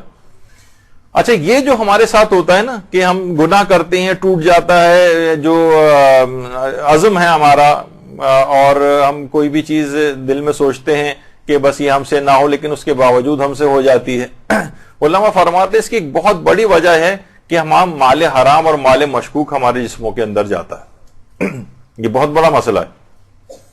یہ کیا ہے؟ یہ وسوسہ ایجاد کرتا ہے، اور یہ انسان کے عزم کو کمزور بنانے والی چیز ہے. تو انسان وہ دیکھے کہیں خمس والا کوئی مال اس طرح کا اس کے جسم میں تو نہیں جا رہا، اس پہ خمس واجب الادا ہے، کوئی اور حرام کام، حرام اسکیموں میں پیسہ، کوئی در کا پروفٹ، اور کاروباروں کے اندر بہت ساری بے اعتدالیاں، اس طرح کی چیزیں جاتی ہیں، تو پھر ان کے وہ اثرات ان چیزوں کے نہیں ہوتے. تو علماء ایک اور چیز بھی فرماتے ہیں، پختہ ارادہ جس وقت آپ کریں گناہوں سے بچنے کے لحاظ سے، اور آپ چاہیں کہ یہ ٹوٹے نہیں، تو اس کے اوپر پلاسٹر کرنے کے لیے، اس عزم کے اوپر آپ یہ سوچیں کہ بس اب یہ مضبوط ہو جائے اور یہ میرا تقوی اب ٹوٹے نہیں، یہ جو میں نے ارادہ کیا ہے یہ شکستہ نہ ہونے پائے. تو اس کے لیے علماء فرماتے ہیں کہ ایک تو یہی حرام اور مشکوک چیزوں سے اپنے آپ کو بچانا ہے، اور دوسری ایک اور چیز ہے، وہ ہے نماز شب کی پابندی کرنا ہے. آپ کہیں گے کہ بھئی نماز شب کی پابندی، خود نماز شب کے سلسلے میں یہ ہے کہ یہ اس حد تک آپ یہ نہ سوچیں کہ بھئی نماز شب بھی ہو رہی ہے تو گناہ بھی تو مجھ سے ہو رہے ہیں. کوئی بات نہیں، گناہ ہوتے رہیں، نماز شب نہ چھوڑیں، یہاں تک کہ ایک موقع بہت ہی جلد ایسا آئے گا کہ پھر آپ سے گناہ ہوں گے ہی نہیں. نماز شب کے اندر اسپیشل الگ سے پاور ہے کہ یہ گناہوں کو روک دیتی ہے. اور یہ نہیں کہ پہلے گناہ مجھ سے چھوٹ جائیں پھر میں نماز شب شروع کروں گی. نہیں, گناہ انجام, چاہے گناہ پہ گناہ انجام دیے جا رہے ہیں تب بھی آپ کہیں کہ کوئی بات نہیں, میں اس کے باوجود نماز شب نہیں چھوڑوں گی. وہ نماز شب خود اتنی پاورفل ہے کہ گناہ چھوڑوا دے گی. تو نماز شب کے اندر یہ خصوصیت ہے باقاعدہ. اور اس کی جو کاہلی ہے اس کو دور کرنے کا ایک طریقہ علماء یہ فرماتے ہیں کہ انسان قسم کھا لے کہ اگر مجھ سے نماز شب چھوٹی تو اگلے روز میں اس کی قضا انجام دوں گی, اور قسم شرعی کھا کر اپنے اوپر واجب کر لیں. جب دن کے اوقات کے اندر بھی آپ کو جو ہے وہ نماز شب جو ہے وہ پڑھنی پڑے گی تو ایک وقت ایسا لازمی آئے گا کہ آپ یہ سوچیں گی کہ نہیں پھر تو میں کیا فائدہ, جب مجھے دن میں بھی پڑھنی پڑی تو اصل ٹائم جو رات کا وقت ہے میں اسی وقت ہی کیوں نہ نماز شب پڑھ لیا کروں. تو یہ خود بخود آپ رات کے وقت صحیح طور پر بھی نماز شب پڑھنے کی پابند ہو جائیں گی. پورائے صداقت کے نام سے کتاب ہے علماء اور عرفا کے حالات پر. اس میں آیت اللہ علی آقا قاضی کے متعلق یہ بات ملتی ہے کہ آیت اللہ علی آقا قاضی کہ اس زمانے میں جب آیت اللہ علی آقا قاضی نجف میں ہوتے تھے تو ایک شخص تھا وہاں پر جو کہ ایک ڈاکو تھا قاسم نام کا, بہت چور اور ڈاکو, یعنی اتنا خطرناک آدمی تھا کہ لوگ اس کی شکل دیکھتے ہی ادھر سے ادھر ادھر ہو جاتے تھے. اچھا اب لیکن یہ آیت اللہ علی آقا قاضی سے بڑی عقیدت رکھتا تھا. دیکھیے بہت سے ہوتے ہیں نا, آپ دیکھتے ہیں کہ عالموں کے پاس بھی بہت سے اس طرح کے افراد آتے ہیں جو بدنام ٹائپ کے ذرا ہوتے ہیں, تو بہت عقیدت رکھتا تھا. تو یہ روزانہ غروب آفتاب کے وقت نجف میں رہتا تھا, تو کہیں اندھیرے میں کہیں چھپ جاتا تھا. جب آیت اللہ علی آقا قاضی رستے میں مسجد جاتے ہوئے یا روزے کی طرف جاتے ہوئے وہاں سے گزرتے تو اچانک سے ان کے سامنے آ جاتا تھا اور سلام کرتا تھا, مصافحہ کرتا تھا. روز ایسا ہی ہو رہا تھا. تو شاگردوں نے آیت اللہ علی آقا قاضی سے کہا کہ آقا یہ بات اچھی نہیں لگتی ہے, ایک چور ہے, ڈاکو ہے, اس کی تو بہت منفی شہرت ہے, مناسب نہیں کہ روزانہ اس طریقے سے آپ سے آ کر ملے, آپ بھی اس کو نہیں روکتے ہیں, لوگ تو سوچیں گے پتہ نہیں کیا کنیکشن ہے آپ کا, رابطہ اس کے ساتھ ہے, تو یہ اچھی بات تو نہیں سمجھی جائے گی, آپ کی شخصیت کے اور شان سے بہت بعید ہے کہ آپ اس سے میل ملاقات کریں. لیکن آیت اللہ علی آقا قاضی اپنے شاگردوں کی بات پر کوئی توجہ نہیں دیتے تھے. تو اسی طرح کئی ماہ گزر گئے, یہ آتا تھا اور ایک دم سے کہیں سے بھی نکل کے آتا تھا, مصافحہ کرتا تھا, سلام کرتا تھا اور چلا جاتا تھا. اچھا آیت اللہ علی آقا قاضی نے اس دوران کچھ نہیں کہا. جب کئی مہینے گزر گئے, دیکھیے امر و نہیں جب بھی انسان کرتا ہے تو اس کے اندر مصلحت سے بھی اس کو واقف ہونا چاہیے. ہماری فطرتوں میں جلد بازی بہت ہے, یعنی ادھر بس ہمیں کوئی چیز پتہ چلی پورا زمانہ اس کے اوپر عامل ہو جانا چاہیے. ہم آج ایک دن پہلے تبدیل ہوئے ہیں اور ہم نے نماز شب شروع کی اور سب لوگوں کے اوپر طنز کرنا شروع کر دیتے ہیں فوراً, یعنی ابھی ان کا ٹائم نہیں آیا ہے ٹھیک ہونے کا. تو تھوڑا وقت انسان امر و نہیں کے لیے بھی کچھ وقت درکار ہوتا ہے. تو کافی مہینوں کے بعد ایک دن انہوں نے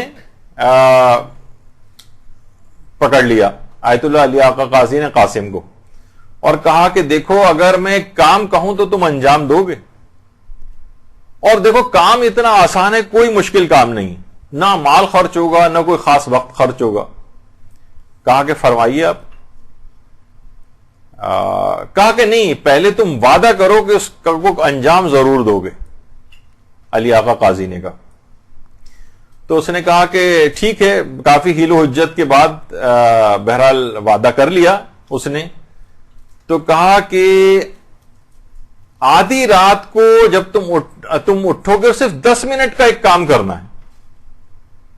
اس نے کہا کیا کام کرنا ہے؟ کہا نماز شب پڑھنا ہے, نماز شب. اچھا اب اس کے تو آنکھوں کے آگے اندھیرا چھا گیا. نماز شب, کہا کہ آقا میں تو نماز پنجگانہ تک نہیں پڑھتا, میں اٹھ کے نماز شب پڑھوں گا, اور ہم تو پوری رات عیش و عشرت کے اندر گزارتے ہیں, اب دوستوں کے ساتھ ہلا گلا کرتے ہیں, صبح کے وقت کے قریب تو ہم پڑھ کر سو جاتے ہیں, نماز کیسے پڑھوں گا میں؟ کہا کہ نہیں, تم وعدہ کر لو, تم کیسے اٹھو گے اس کی فکر نہ کرو, میں تمہیں خود اٹھاؤں گا, تم فقط نیت اور ارادہ کر لو, میں تمہیں خود بیدار کروں گا. اچھا اب اس نے وعدہ کر لیا. اس کے بعد آیت اللہ علی آقا قاضی کے ایک شاگرد سے باقاعدہ نماز شب کا طریقہ سیکھا اور اس کے بعد اپنے گھر گیا.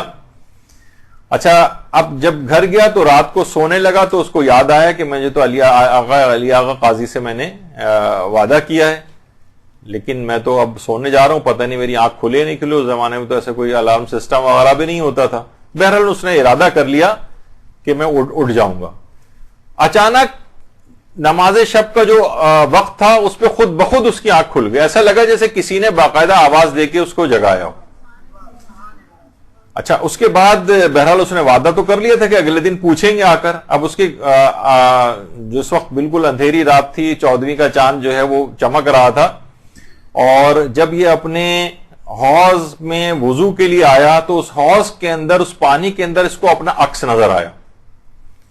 اور بعض اوقات ایک ایسے کچھ لمحات انسان کی زندگی میں توبہ والے آ جاتے ہیں، تو اس میں جب اپنا عکس نظر آیا تو اپنے تمام گناہ بھی اس کی آنکھوں کے سامنے آ گئے، جسم لرزنے لگا، چلانے لگا، پروردگار آج اتنے عرصے کے بعد یہ غلام جو ہے تیری بارگاہ میں آ رہا ہے اور مجھے اپنے حضور حاضری کی اجازت دے دے۔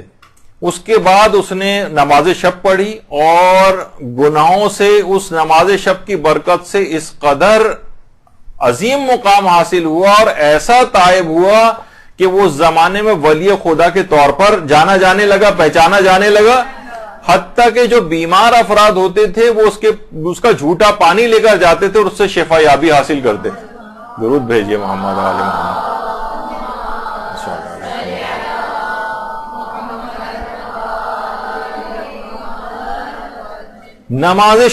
نماز شب نے اس قدر اس شخص سے، جب بھی آیت اللہ علی آقا قاضی فرماتے تھے کہ اگر کوئی شخص دنیا چاہتا ہے تو بھی نماز شب پڑھے، اور آخرت چاہتا ہے تو بھی نماز شب پڑھے، دنیا اور آخرت کی ہر خیر جمع ہے۔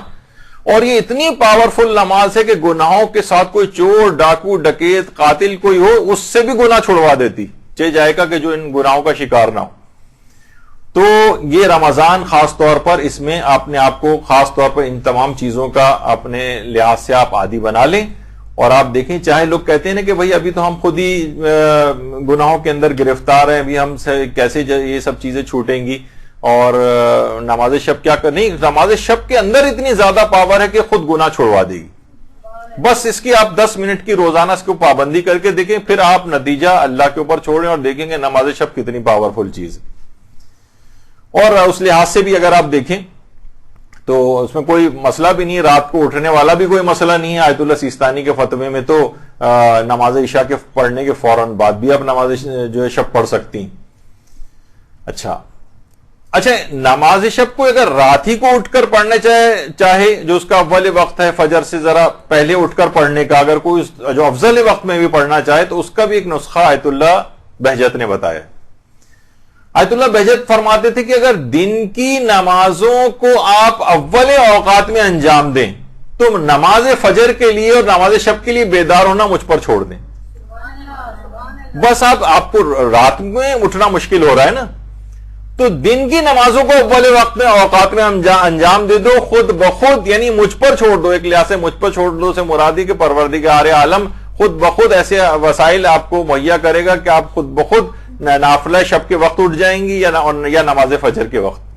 یعنی یہ چیز کوئی کہے کہ نماز فجر پہ مجھ سے نہیں اٹھا جاتا، نماز شب کے لیے نہیں اٹھا جاتا، 10 منٹ پہلے کہیں اس سے پہلے نماز شب کا فضیلت کا ٹائم ہوتا ہے تو اس سے پہلے، تو دن کے اوقات میں آپ اول اوقات میں دن کی نمازوں کو انجام دیں۔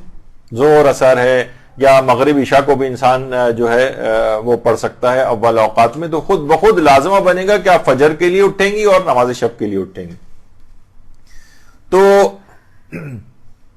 کتنے ہی لوگ ایسے ہیں کہ دیکھیے کہیں پہ بھی ایران میں تو اکثر نظر آتا ہے، جو پابند ہوتے ہیں وہ اپنی گاڑی واڑی روکتے ہیں، مصلی ان کے ساتھ گاڑی کے اندر رکھا ہوتا ہے، بچھاتے ہیں اور نماز۔ ہمارے ہاں تو اس قسم کا ماحول ہم لوگوں کے لیے اور مسائل ہیں، لیکن بہرحال جو اس کے پابند ہیں وہ اس طرح سے تو کرتے ہیں۔ حتیٰ کہ یعنی جو ایئر ہوسٹس وغیرہ ہوتی ہیں اور وہ بھی اول اوقات میں وہاں پر اس طرح سے انجام دیتی نظر آتی ہیں۔ کتنی تصاویر ہیں اس طرح سے اگر آپ دیکھیں انٹرنیٹ پہ۔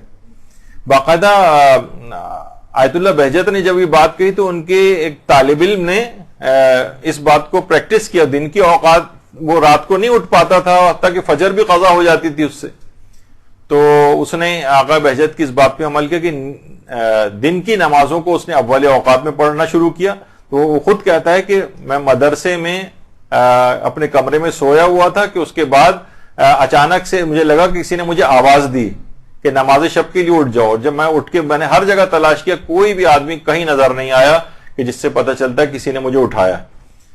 تو یہی وجہ ہے کہ آیت اللہ محمد حسین طباطبائی بھی یہ بات فرماتے تھے کہ نماز شب کو اٹھانے کے لیے باقاعدہ اللہ کی طرف سے ایک فرشتہ مقرر ہے جو آپ کو اٹھا دیتا ہے. تو بس یہ آپ کو اس طرح سے اس کی طرف رغبت کرنی ہے اور ارادہ کرنا ہے, پھر دیکھیے کہ آپ کس طرح سے اٹھتے ہیں. اچھا, جو بے رغبتی بھی باقاعدہ ہوتی ہے نا بعض اوقات, اس کو بھی دور کرنے کا ایک طریقہ علماء یہ بیان فرماتے ہیں کہ جو توفیقات کے اوقات میں تساہل سے کام نہ لیں. یعنی جب واقعی آپ کا دل عبادت کرنے کے لیے چاہ رہا ہو تو آپ اس موقع کو نہیں چھوڑیں.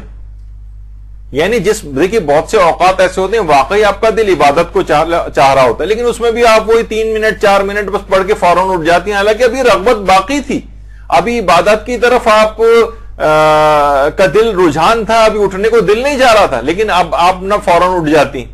نہیں, اوقات جو توفیق ہیں اس میں تساہل سے کام نہ لیں. یعنی جب دل چاہ رہا ہو تو, جب نہیں دل چاہ رہا ہو تو یقیناً اٹھ کر آپ چلی جائیں, دل پہ بہت زیادہ زبردستی نہ کریں. لیکن جو اوقات توفیق ہیں اس میں تساہل اور سستی سے کام نہیں لینا چاہیے. تو اس لحاظ سے عبادات کے اندر کوئی کوتاہی وغیرہ نہ ہو. تو اس سے کیا ہوگا کہ بے رغبتی کے اوقات کم ہونے لگیں گے. یعنی علماء فرماتے ہیں کہ آپ کی بے رغبتی کم ہونے لگے گی جب آپ اوقات رغبت کو صحیح استعمال کریں گی, تو بے رغبتی کے اوقات کم ہونے لگیں گے. تو یہ ایک خصوصیت کے ساتھ ہے. یہی وجہ ہے کہ آیت اللہ علی آقا قاضی وہ ایک جملہ جو ہے وہ کہتے تھے, اور یہ جب سے میں نے جملہ پڑھا تھا مجھے خود اپنی نمازوں کے درمیان میں یہ چیز یاد آتی. یعنی وہ کہتے تھے کہ دیکھو اپنی نمازوں کے ساتھ بازاری مت کرو. بازاری یعنی کھلواڑا مت کرو. یعنی بہت اہمیت والی چیزیں نماز میں ہوتا ہے نا کہ بس جلد بازی میں بعض اوقات ہوتا ہے کہ بس جلد سے جلد نماز ختم کر دی جائے. فوراً دماغ میں لے کر آئے آیت اللہ علی آقا قاضی کی بات کہ نہیں, کھلواڑ مت کرو, اس کے ساتھ گیمز مت کھیلو. یہ بہت تم خدا کی بارگاہ میں کھڑے ہو, کوئی معمولی چیز نہیں تھی کہ ہر وقت تم بس نکل بھاگنے کی اور رسی اڑا کے بھاگنے کی فکر میں رہتے ہو. یہ ایک لحاظ سے نمازوں کا استخفاف ہے. یہ نمازوں کی یعنی اہمیت تم اپنی نگاہ میں جو ہے تم نے کم کر رکھی. تو جس وقت بھی اول اوقات میں انسان کو چاہیے کہ وہ خشوع و خضوع اور آداب کے ساتھ نمازوں کو پڑھے. اور خاص طور پہ کہتے تھے کہ تسبیح حضرت زہرا نماز کے بعد یہ خاص طور پہ پڑھی جائے. اللہم صلی علی محمد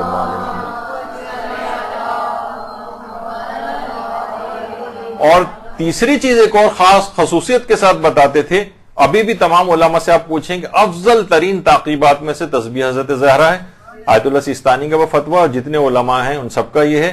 اور اس کے بعد خاص طور پر آیت الکرسی, یعنی خود تعقیبات نماز کے اندر آیت الکرسی کا پڑھنا. یہ آقا علی آقا قاضی 3 چیزیں کہتے تھے کہ انتہائی خشوع و خضوع کے ساتھ نمازیں پڑھو, تسبیح حضرت زہرا کو فراموش نہ کرو, ہر نماز کے بعد آیت الکرسی لازمی پڑھو, پھر دیکھو کہ روحانی ترقی تمہیں کیسے نصیب ہوتی.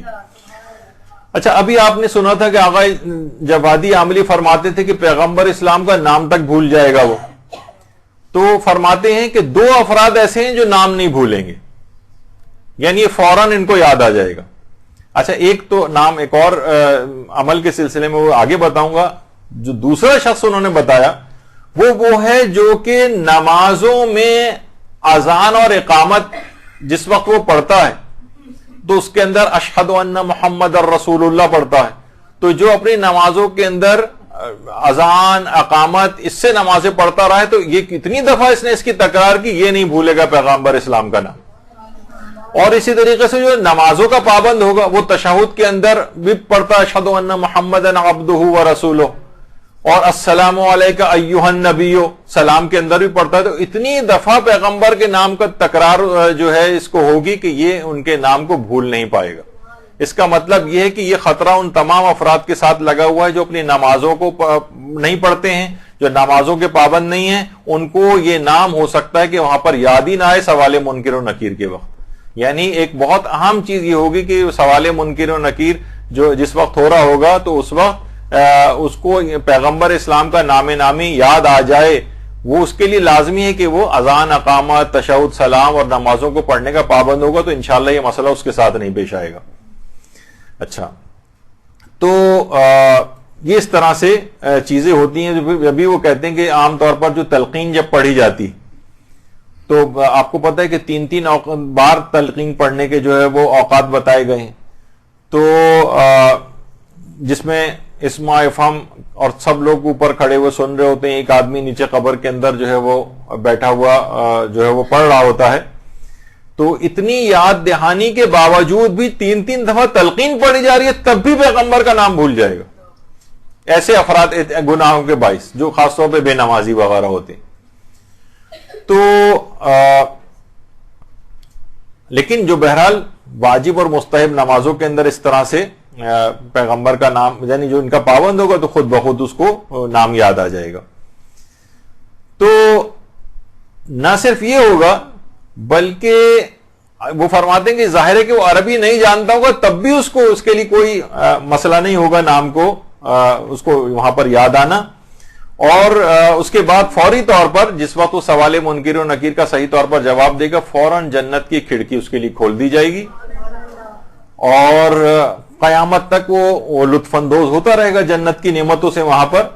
اور قیامت سے بھی پہلے جس وقت ہمارے امام زمانہ علیہ الصلوۃ والسلام تشریف لائیں گے،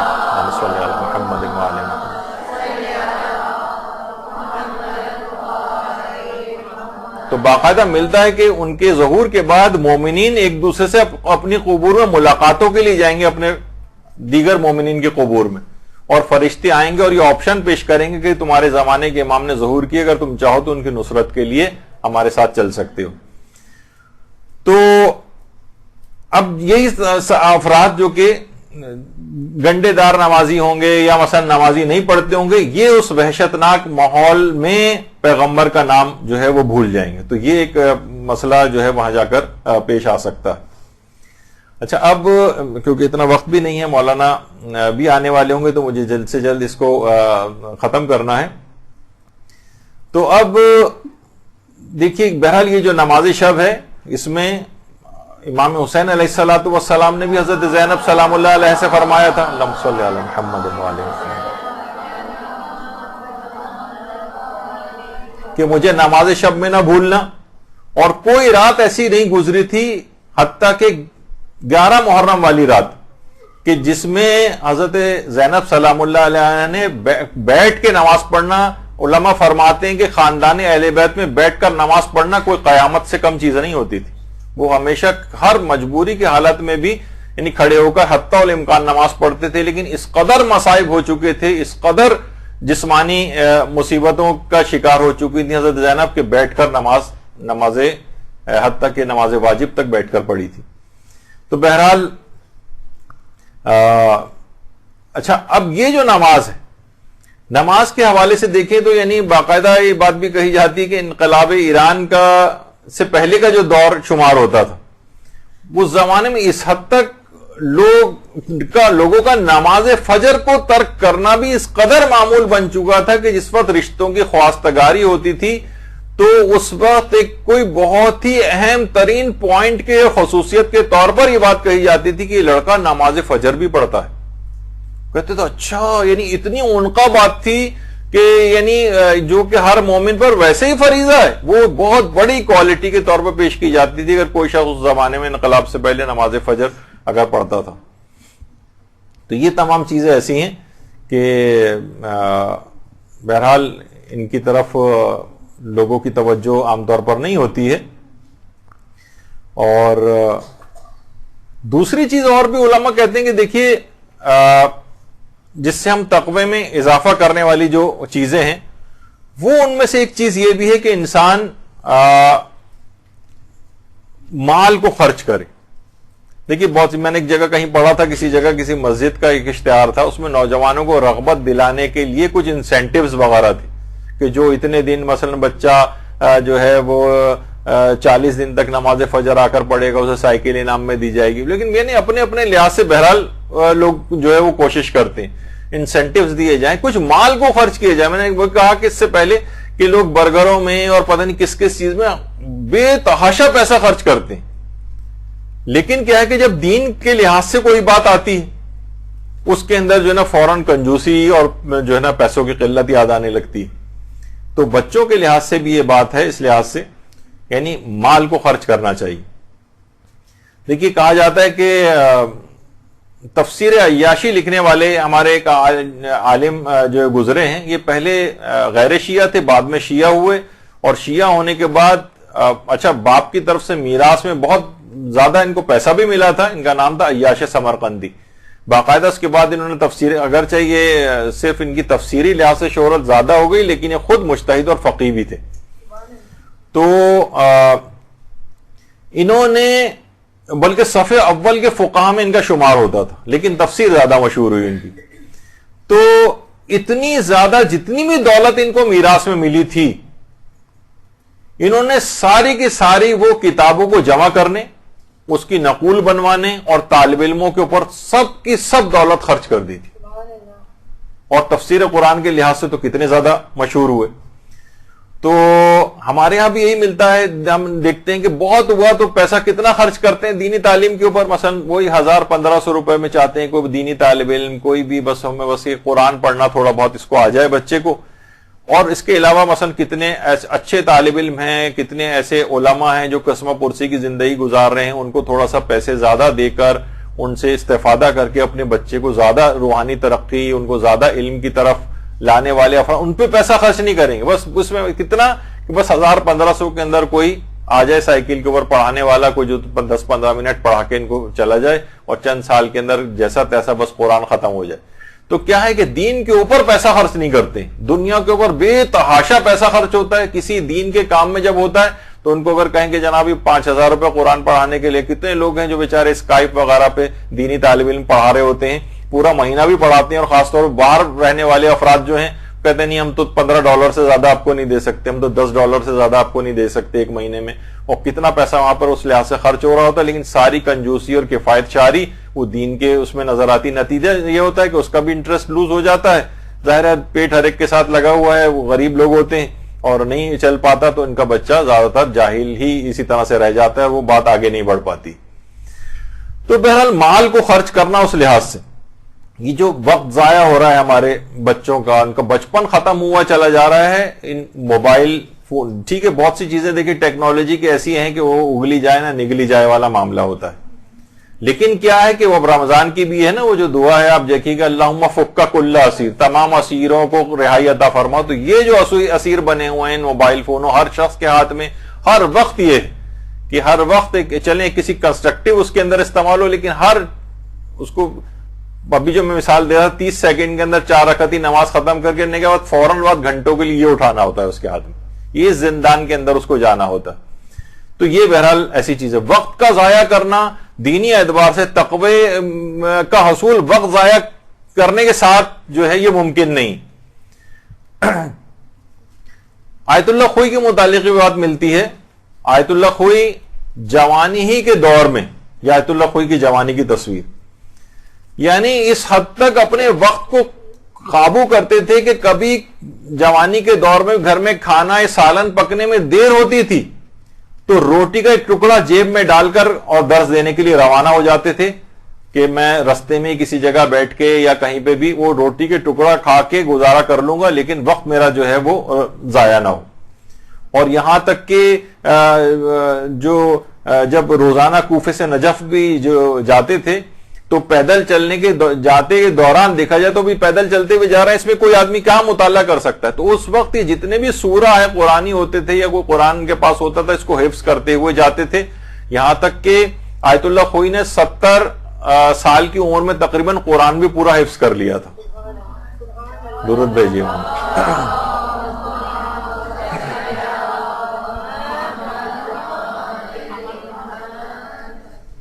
اور آیت اللہ خوئی کا تو بہرحال یہ بھی نظریہ تھا کہ یعنی جو قرآن جتنا جس نے یاد کیا ہوا ہے احتیاط واجب ہے کہ اسے بھولنے نہ دے.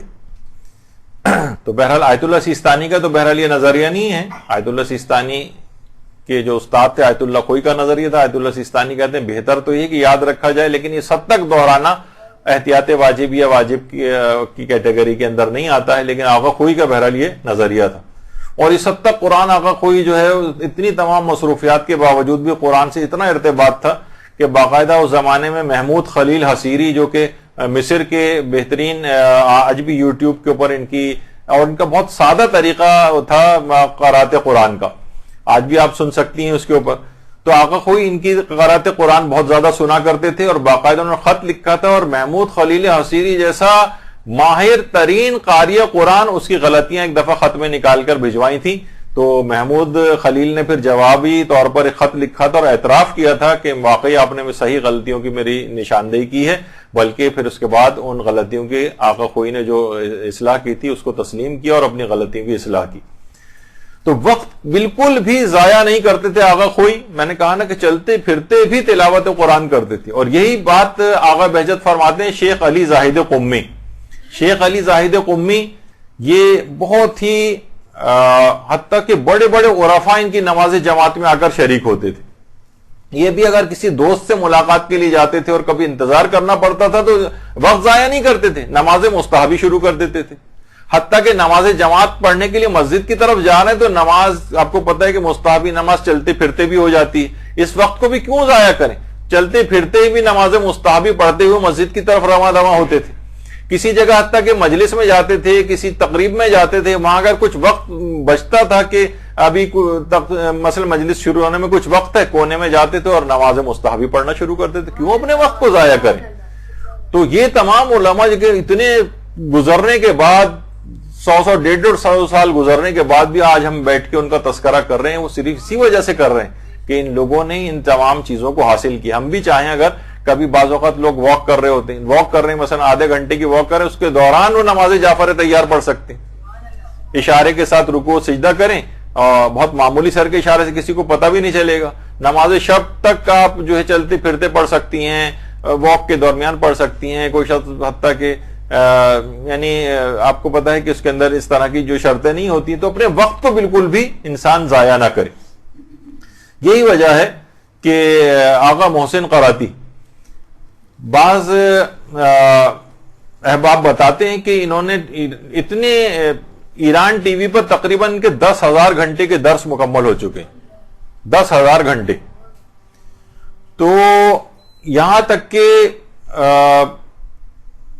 بلکہ ایک مجھے باعتبار دوست نے بات بتائی، میں نے خود کہیں پڑھی تو نہیں ہے، لیکن انہوں نے کہا کہ انہوں نے باقاعدہ اس بات کا پتہ چلا ہے کہ انہوں نے اگلے 30 سال کے دروس بھی پہلے سے ریکارڈ کروا دی.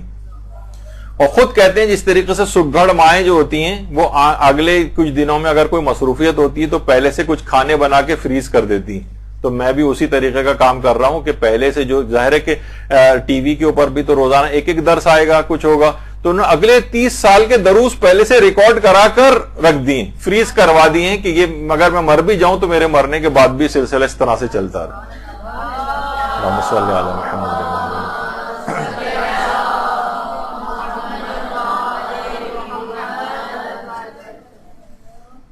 تو اس طرح کے بھی لوگ ہیں، یہ سب لوگوں کی مثالیں. ان لوگ وقت نہیں ضائع کرتے بلکہ یہ تو مستقبل میں جا رہے ہیں.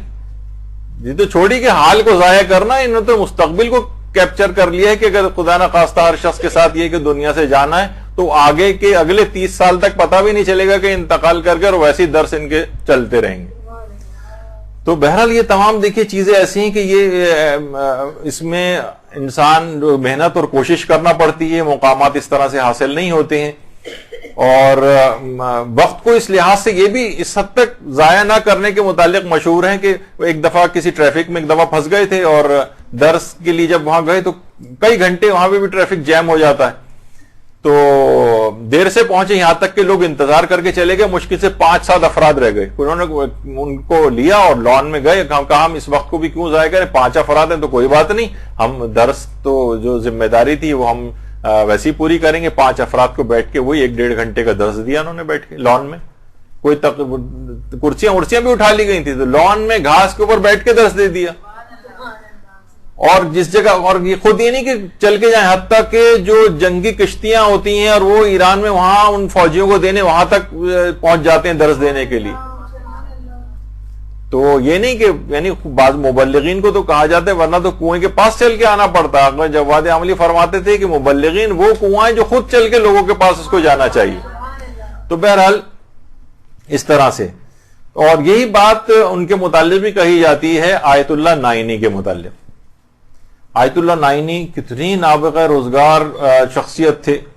اچھا یہ بھی جس وقت درس دینے کے لیے جاتے تھے تو اس حد تک اذکار اور دعائیں اور تلاوت قرآن کے اس قدر عادی تھے کہ کہا جاتا ہے کسی بھی مجتہد کا درس کا جو مقدمہ اتنا طویل نہیں ہوتا تھا جتنا کہ آیت اللہ نائینی کا ہوتا تھا, کیونکہ کہتے ہیں کہ وہاں بیٹھتے تھے آ کر, اور اس کے بعد آ کر یہ ان کے شاگرد بھی پتہ نہیں چلا پاتے تھے کہ یہ کیا پڑھتے ہیں, لیکن ان کے کچھ شاگرد کہتے تھے کہ ہمیں اندازہ ہوتا ہے کہ شاید یہ درس دینے سے پہلے پوری سورہ یاسین پڑھتے ہیں, پوری سورہ یاسین. تو آیت اللہ نائینی اور بالکل ایسا لگتا تھا جیسے کسی کو اس دوران درس کے دوران پہچان بھی نہیں رہے ہوں, کسی کو ادھر ادھر بھی نہیں دیکھتے تھے, اور اتنے انہماک کے ساتھ اس کو جو ہے وہ ختم کیا کرتے تھے. اور علماء فرماتے ہیں کہ شاید کہ یہ سورہ یاسین کی تلاوت کرتے تھے. تو یہی وجہ ہے کہ آیت اللہ بہجت کہتے تھے کہ بعض اوقات درس کا مقدمہ جو ہے وہ درس سے زیادہ طویل ہو جاتا تھا, اور اس کی مثال بڑی اچھی دیتے تھے کہ جس طریقے سے حضرت مسلم ابن عقیل کی جو اذن دخول ہے اور حضرت عباس علمدار علیہ السلام کا جو اذن دخول ہے وہ خود ان کی زیارت سے بھی زیادہ طویل ہے. تو کہہ رہے ہیں بس ان کا بھی تقریباً ایسے ہی حساب کتاب تھا کہ ان کے درس سے زیادہ ان کے درس کا جو مقدمہ جو ہے وہ طویل ہوتا تھا, اور اس طرح سے وہاں پر آیت اللہ نائینی جو ہے وہ تلاوت قرآن جو ہے وہ کیا کرتے تھے. تو ایک چیز اور بس اس میں بات ہم ختم کرتے ہیں کہ ذکر خدا سے کوشش یہ کریں کہ ذکر خدا سے مستقل آپ کی زبان معطر رہے. اور اس رمضان کے اندر جب بھی چوتھے امام کی سیرت میں ملتا ہے کہ باقاعدہ کہ سوائے امر بالمعروف کے اور تلاوت کے اور ذکر خدا اور تسبیح کے امام کی زبان پہ کوئی اور کلمہ آتا ہی نہیں تھا.